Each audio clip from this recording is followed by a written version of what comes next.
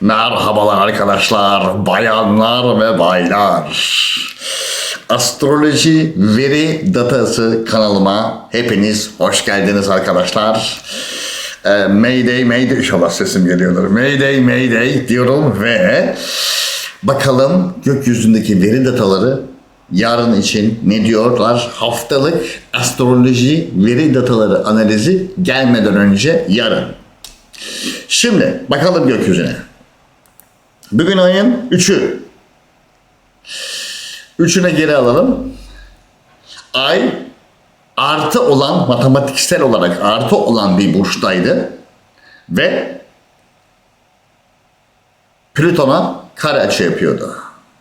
Ancak Plüton Uranüs'e, Boğa burcuna, değerlere krizsel bir açı yapıyordu ve bizi bir yere doğru itiyordu. Değersi olarak daha fazla yükselmeye. Çünkü Uranüs Kova burcunu yönetir, üst bilinci, daha üst frekansı.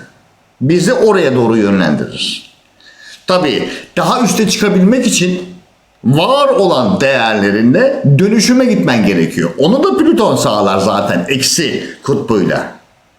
Çünkü ne demiştim? Daha önce hatırlayanlar bilir. Gelişim için eksi kutbun şarttır.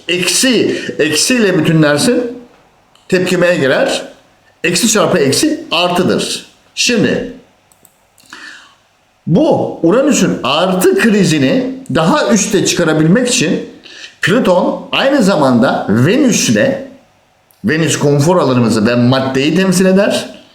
Boğa burcunda kendi maddesel alanımızı daha yükseğe çıkartmak için Uranüs'le güzel bir açı yaparken Venüs'le kare açı yapar. Yani seni oraya ittirir.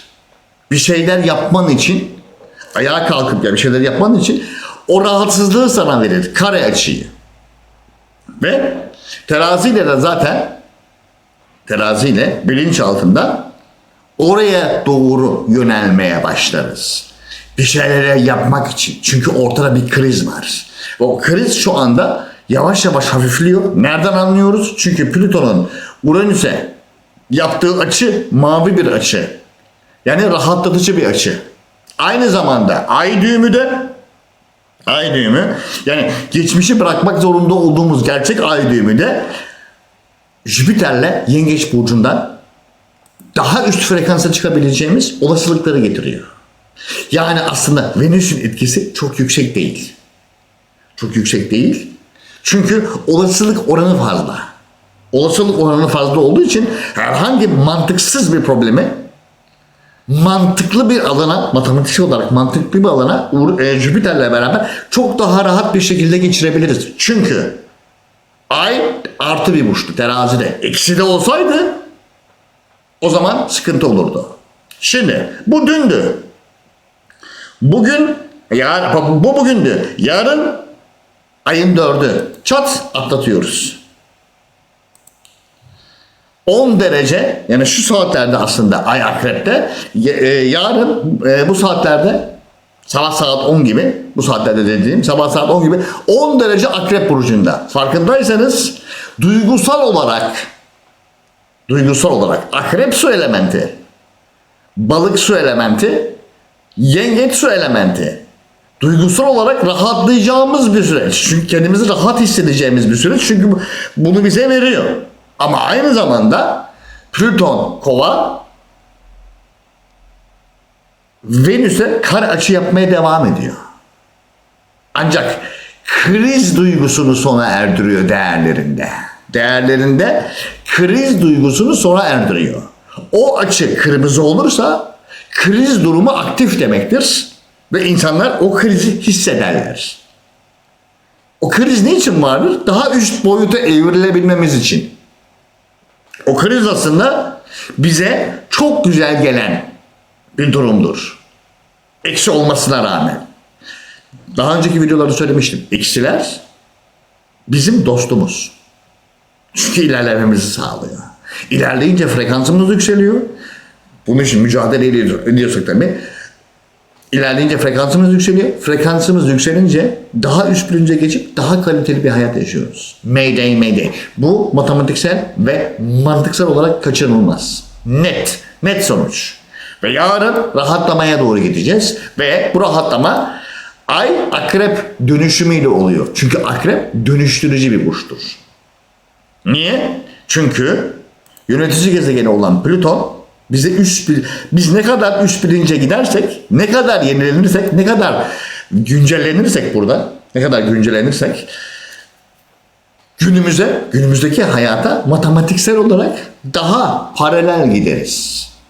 Daha paralel gittiğimiz için de mantığımız, bilinçaltımız rahatlar. Der ki oh ne oldu? Güncellendim, artık zamana ayak uydurabiliyorum ve kendimi inşa edebiliyorum. Evrimden daha farkında, daha bilinçli tat alabiliyorum. Bu. Olayın aslı bu. Bütün matematiğin aslı budur. Yarın matematiksel olarak rahatlamaya gideceğiz. Çünkü artık hedef belli. Dönüşüm yavaş, çok sancılı başlar akrepte. Başlar şu noktaya geldim mi artık hedef görünmeye başlar. Bilinçaltı rahatlar. Bunu bütün bedene, bütün zihne yansıtır rahatladı mı? Çıt, hedef artık belli. Oh ne oldu? Artık hayatta kalma içgüdüsünü, alarmı bir kenarda bırakabilirim. Çünkü dönüşüm bilinçaltında hayatta kalma dürtüsü alarmı verir. Çünkü beden ve bilinçaltı hayatta kalmak istiyor. O sadece hayatta kalmak istiyor. Başka şey istemiyor. Üst bilinçte diyor ki hayatta kal ama geliş. Üst vizyona geç. Bunun için de istikrarlı ve disiplinli matematiksel mücadeleye devam et. Kalıcı olsun. Nokta. Şimdi arkadaşlar yarın için bakalım Akrep zaten Mars tarafından yönetiliyor. Mars nerede? Balık burcunda düşük olduğu bu burçta. Anla burada. Normal standartlardan daha fazla efor sarf etmemiz gerekiyor. Gerekebilir değil, gerekiyor. Nokta. Net. Astrolojide her şey ve matematik olduğu gibi nettir.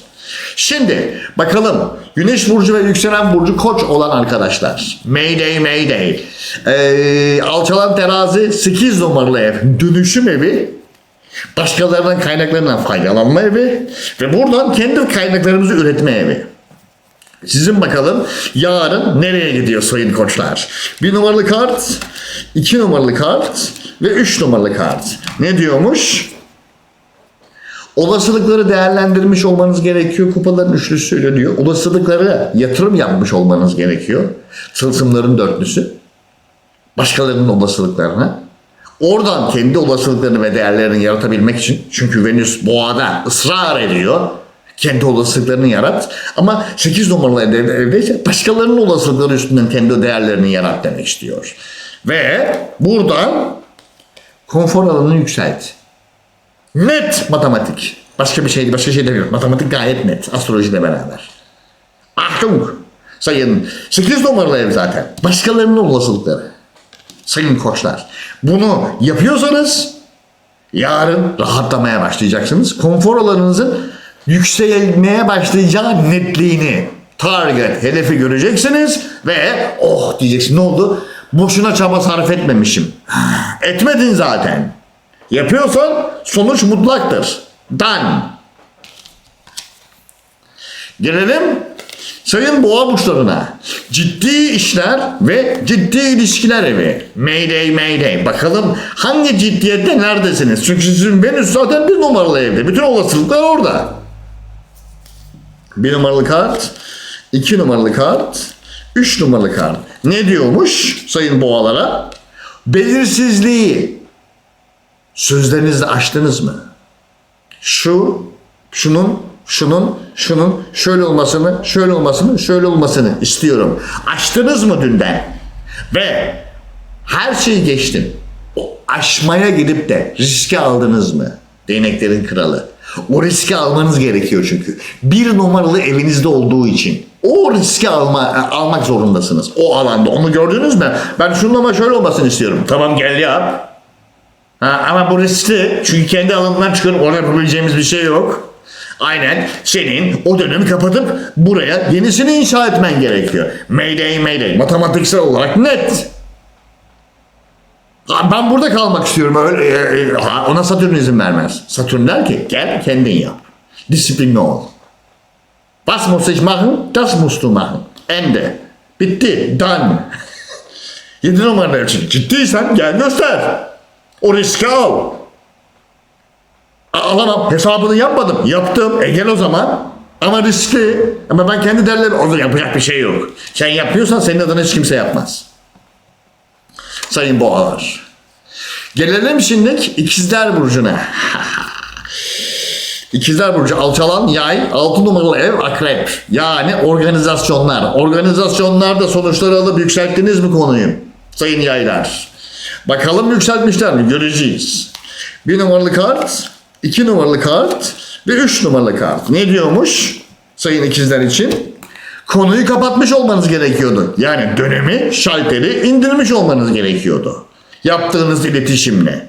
Hem riskli alana hem garanti alana aynı anda birleştirmeniz gerekiyordu. Ve bunun için de o cümleleri kurmanız gerekiyordu. Helalleştiniz mi? Yaptınız mı? Bittiniz mi? Kapandı mı? Konu kapandı mı? Çünkü konu kapandıysa olay değerlerinizin artışına geliyor artık. Mayday mayday. Net. O organizasyonlarda yapman gerekenleri, yapman gerekenleri artı söylemen gerekenleri söyledin mi? İkisini aynı anda yapman gerekiyor çünkü. Onu yaptın. Onu yapmazsan eksi artı false. İkisini de yaptıysan artı değer. Sayın ikizler. İkisini de yapmak zorundasın. Yapmazsan değer bekleme. Dedim ama yapmadım. Yaptım ama demedim. Bitti. False. Aksi takdirde bu değer oluşmaz. Orada yapacak hiçbir şey yok. Bak desteğin de var farkındaysan. Değnekler direk ve endirek. Bu da aynı şekilde. Direk ve endirek. Yapmadıysan yapacağımız bir şey yok. Net.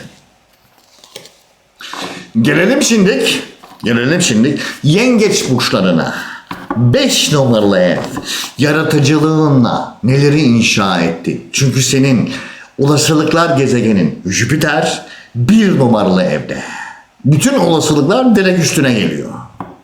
O olasılıklarla neler ürettin sayın yengeç burcu? Bakacağız. Çünkü Jüpiter 1 numaralı evde, Ay 5 numaralı evde. Abi daha ne olsun? Çift yaratıcılık. 1 numaralı kart, 2 numaralı kart, 3 numaralı kart. Ne diyormuş? Risk almanız gereken geçmiş dönemde risk aldıysanız eğer almak zorundaydınız. Şu anda o aldığınız riskin üstüne bulunduğunuz level'da baz alırsak çifte kendinizi aşmanız gerekiyor. Matematik net. Aşmanız gerekiyor. Aşmak zorundasınız. Aştıysanız ve dümdüz hedefe konsantre olduysanız geçmiş kaybetme korkusunu bırakıp da o değerler çünkü yengeç dünyanın rutinlerine en bağımlı burcu ve onları kaybetme korkusu olmadan ben bunu da istiyorum diyebildiyseniz kaybetme korkusu ve adını söyleme, noktayı koyma anı. Bunu yapabildiyseniz 1 numaralı evle 5 numaralı evi 4'ten çıkan 5 numaralı evi 7 numaralı evi taşıyabilirsiniz. Çünkü en önemli akslar 1, 4, 7. 7'yi de aştın mı 10. Akslar böyle gider. Bir de Jüpiter var. 4 kökler, 5 yaratıcılığın. 5'teki ayı kullanıp yaratıcılığınla beraber adını koyabildiysen o 6 numaralı eve organizasyonlara gidecek. Orada son noktayı koyma şansın var. Çünkü ondan sonra 7 numaralı ev. Her şey ciddiye biniyor. Organize ettin mi? Ettin. O zaman finale git. Bitti. Sayın yengeçler. Net. Gelelim aslan burçlarına. 2 numaralı ev Başak, 3 numaralı ev Terazi, 4 numaralı ev Akrep. Köklerin söz konusu. En güvendiğin alan. Orada hareketlilik var sayın Aslan burcu. Alçalan burcun olan Kova'da zaten Plüton var. İstiyorsan yapma. Ben sana yapmak zorunda kalacağının garantisini veririm. Aynen. Matematik inanılmaz çünkü. Bu algoritma yanılmıyor. Şu algoritma, mouse'la gösterdim. Algoritma yanılmıyor. Hatasız, kusursuz işler. Aslan burcu 1 numaralı kart, 2 numaralı kart, 3 numaralı kart. Ne diyormuş? Resmi olayları, otoriterlerle olan olayları geçmişe bıraktınız mı? Hallettiniz mi? Hallettiysen çünkü şu anda değerlerini yaratmakla meşgulsün. Hallettiysen değerlerini yaratmakla meşgulsün. Tılsıması. Hazıra hiçbir şey gelmez tılsımasına. Gidip kendini inşa etmek ve geliştirmek zorundasın. Tılsıma yeni bir başlangıçtır ama inşa etmek de zorunda olduğun bir başlangıçtır. Zaten astroloji de aynı şeyi söylüyor. Bunu yaptıysan zaten yeni yatırım kapıları açılıyor demektir. 4 numaralı evden sonra 5 numaralı ev. 4 numaralı ev Yengeç burcu tarafından yönetilir. Karşıt aksi olan 10 numaralı ev Oğlak burcu tarafından yönetilir. Bu da Oğlak burcunun kartıdır zaten. Sayın Aslan. 1 numaralı evden çıktın. 10'la 4'ü birleştirebildiysen çok güzel değerler hak ettin demektir. Hak ettiysen o hak edeceğin kapılar çok daha fazlasıyla açılacak demektir. Bu algoritma matematiktir. Bunu yaparsan hiçbir şekilde elin boş dönmezsin geriye. Nettir çünkü. Mantıktır. Nokta. Gelelim sayın Başak burçlarına. 2 numaralı ev terazi, 3 numaralı ev akrep. Düşündüklerinde yenilenmeler ve bu yenilenmeleri hayata aktarma. Net. Başak burcu 1 numaralı kart, 2 numaralı kart ve 3 numaralı kart. Ne diyormuş? Kapattın mı o geçmişi komple? O geçmişin komple kapanmış olması gerekiyordu. Aldığın dolaylı ve doğru destekle beraber. Doğrudan destekle beraber. Eğer kapattıysan yavaş yavaş değerlerin oluşmaya başlamıştır. Düşündüklerini hayata aktarırken. Kapattım, döndüm, yapmaya başladım. Şalter indi. Aldığım destekle beraber yardırıyorum. Ve kırılma noktasını sona erdiriyorum. Done. Kırılma noktasını sona erdiriyorum. Done. Bitti. Çünkü bunun kapanması için bu mücadeleyi vermek zorundasın. Ve bununla buraya atlarken o değerler otomatik olarak oluşur zaten. Bitti. Nokta. Algoritma çalışıyor. Kusursuz. Sende bu şekilde ilerliyor mu Sayın Başak? Ona bak. İlerlemiyorsa sende bir sıkıntı vardır. Çünkü matematik ve algoritma yanılmaz. Bu kadar basit. Net. Gelelim sayın terazi burçlarına. Derin 2 numaralı değerler evi. Bakalım değerlerin nereye doğru gidiyor? Sayın terazi. Çünkü 2 numaralı evin sahibi boğadır ama sen de akrep. Yani evin sahibi boğa, yükselen teraziye göre akrep. 1 numaralı kart, 2 numaralı kart ve 3 numaralı kart. Ne diyormuş sayın teraziler için? Siz de kapatmış olmanız gerekiyordu geçmişi. Kapattınız mı? Kapattıysanız otomatik olarak değerler oluşmaya başlayacak yarın.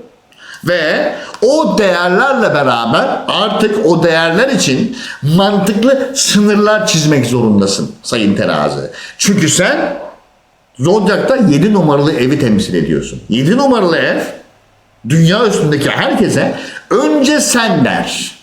Çünkü birden başlar benden döner dolaşır 7 numaralı eve gelir ve 7 numaralı ev 1 numaralı eve dönüktür. Bu yüzden bütün teraziler önce sen der. Ancak Plüton Kova transitinde der ki hep sen demem yasak.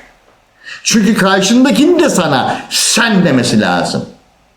Ama Plüton Kova transitinde olduğumuz sürece insanlar benlikten çıkmaya zorlanacaklar. Ve çıkamayanlar Sen dedikçe o ben diyecek. Sen dedikçe o ben diyecek. Bu senden her bir şeyde false, false, false. Çünkü sen diyorsun, o da ben diyor. Onun da sen demesi gerekiyor. Ama diyemiyor. Ve bunun için de senin artık gardını alman gerekiyor. Tamamen verdin, yatırımı koydun, aldılar, gitti. Herhalde onlar da koyacak yani. Bir daha koydun, bir gene gitti. Alarm veriyor. False, false, eksi, eksi, false, false. Artık önce siz koyun. Çünkü ben 2 lira koydum, aldınız vermediniz. Benim değerlerim boşa gidiyor. Önce siz koyun. Siz koymuyorsanız arrivederci, bu kadar. Ben daha fazla zarar etmeyeceğim. Çünkü çok ettim. Kendi değerlerimi koruma altına alıyorum. Sınırlar altına, sınır çiziyorum. Mantıksal bir sınır çiziyorum. Ve benim alanıma dahil olmak istediğiniz sürece önce eksinizi kapatın. Bitti. Nokta. Bunu diyemiyorsan sıkıntı sendedir. Gelelim şimdi akrep burçlarına. 1 numaralı ev. Bütün olasılıkların kapıları açık. Dönüşüm için. Ama dönüşümü yapıyorsan tabii ki. 1 numaralı kart, 2 numaralı kart ve 3 numaralı kart sayın akrepler. Ne diyormuş? O kaosun içinden çıktın mı? Done. Geçmiş kaos. Onun içinden çıktın mı? Çıktıysan değer yargıların yükselecek demektir. O teraziyi senin nasıl kullandığına bağlı. Çünkü elinde terazi vardır. Bir elinde. Bir elinde verir ama öbür elinde o dengenin oluşması için terazi vardır.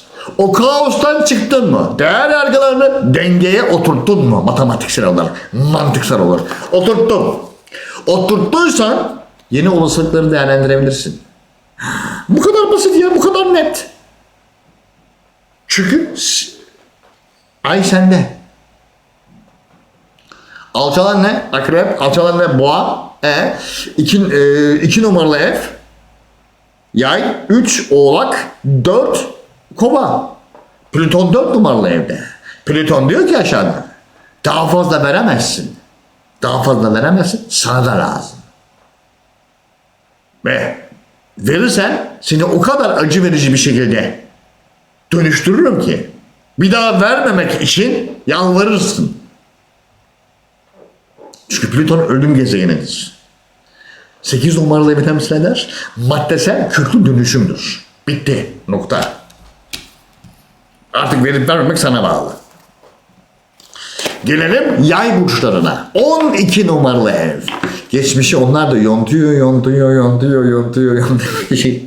Kapatamadılar gitti. Yay burcu 1 numaralı kart, 2 numaralı kart, 3 numaralı kart. Ne diyormuş yaylarda? Haberler olumlu. Geçmişle ilgili haberler olumlu, pozitif. Yani sana artı. O artı ile değerlerine değer katabilirsin. Mantıklı olmak zorundasın. Duygusal tepkiler veremezsin. Mantıklı olmak zorundasın.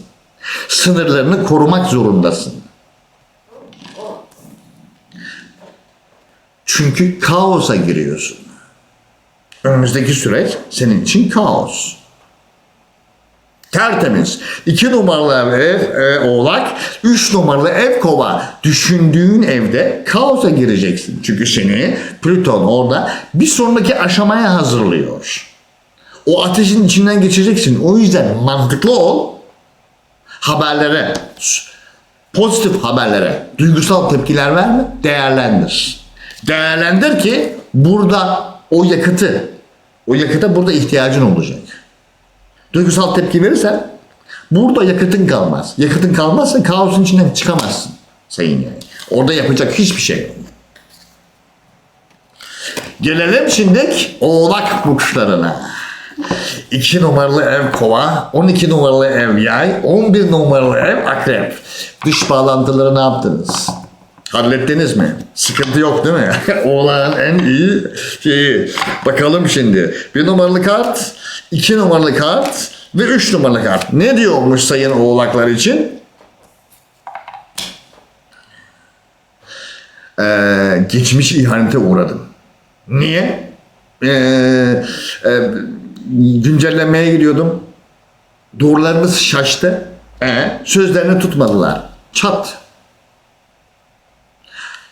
Yeni doğrularla gittin değil mi? Evet. Bırak tutmasınlar. Çünkü o doğrulara artık ihtiyacın yok. O doğrulara artık ihtiyacın yok. Onu alsaydın ilerleyemezdin. Çünkü o doğruların burada bir karşılığı yok. O yazılımlar artık güncel değil. Geçmiş yazılımlarla beraber kalırdın. Bırak. Bırak. Çünkü seni kandırmaya çalışırlar. Olmaz. İşte olmaz. Bizim rutinlerimiz ne olacak ama işte biz hep böyle hep beraber. Olmaz.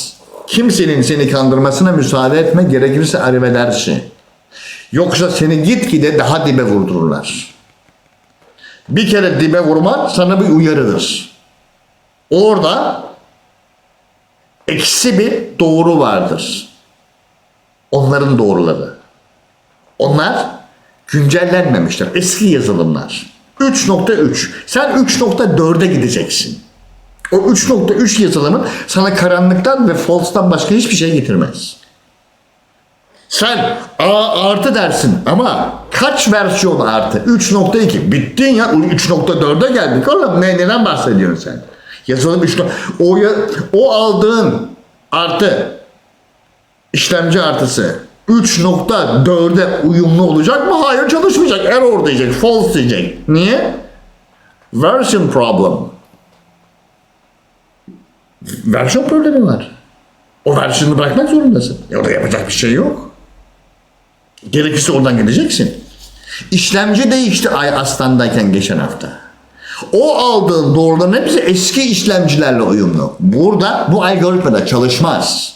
A6 dersin, getirirsin error verir. Niye? Aşağıda false vardır. Versiyon problemi.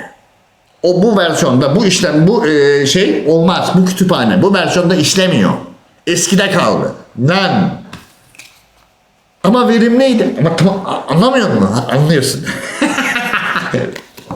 Gelelim sayın kovalar. 1 numaralı ev. Plüton orada. 10 numaralı ev. Kariyer evi. Akrep. Ay orada. Ve sağlam dönüşüm. 1 numaralı kart.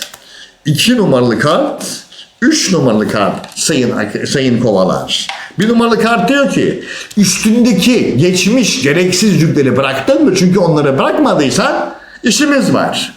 Göremezsin çünkü. Mümkün değil. Bıraktıysan ne mutlu sana. O zaman hedef görünüyor demektir.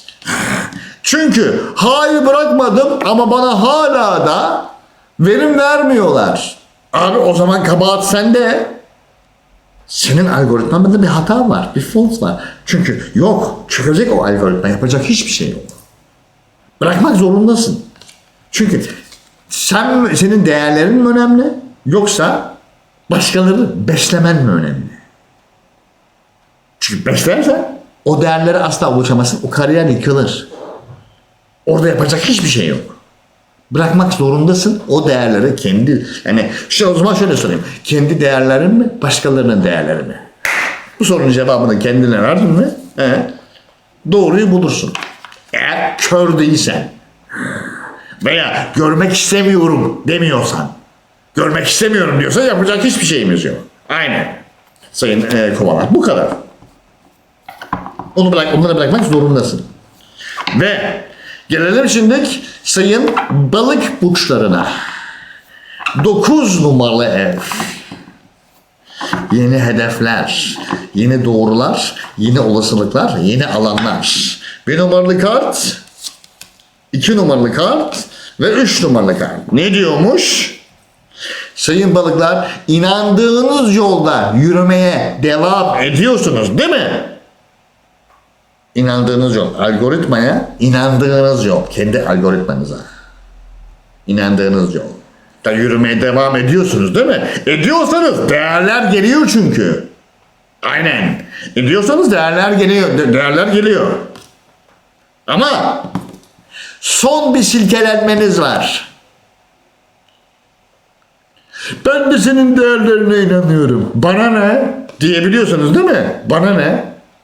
Sen kendi değerlerine, bana ne? Bunlar benim değerlerim. Plüton Kova. Herkes kendi değerleri ve yetenekleriyle gelecek. Önümüzdeki 16 sene. Plüton 16 sene herkese kendi yeteneklerinle, değerlerini geliştirip ondan sonra bir alana toplayacak ve orada biz diyecek ve oraya herkes kendi değerlerinden bir şeyi inşa edecek. Tık tık tık tık. Değersiz, yeteneği ve değeri olmayanlar kapı dışarı edilecek. Çünkü kendini yaratmadın. Nokta. O yüzden değeri olmayan herkes değeri olanlara tutunmaya çalışacak. Çünkü kendini inşa etmemiş. Yok. Ve bu dönem çok sık olacak. Dikkat etmeniz gerekiyor. Kara delik gibi olacaklar. Botlar her tarafta. Niye? Çünkü enerji olarak kendilerini hiç üretmemişler. Hiç yaratmamışlar. Bu algoritma, şu gördüğünüz algoritma onlarda çalışmıyor. Ve bu algoritmayı hiç geliştirmemişler. Çünkü bu algoritma bütün yeteneklerini gösterir. Bütün yeteneklerini. O yeteneklerini geliştirmiyorsan kendine inancın yoktur. Hiç bakmıyorsundur oraya matematiksel olarak. Duygusal takılıyorsundur. Yapacak hiçbir şey yok. Arkadaşlar ben Ozan Kurtbay. Benlik bu kadar. Yarınki haftalık yayınlarda görüşmek üzere. Şimdilik herkese arrivederci. Eyvallah.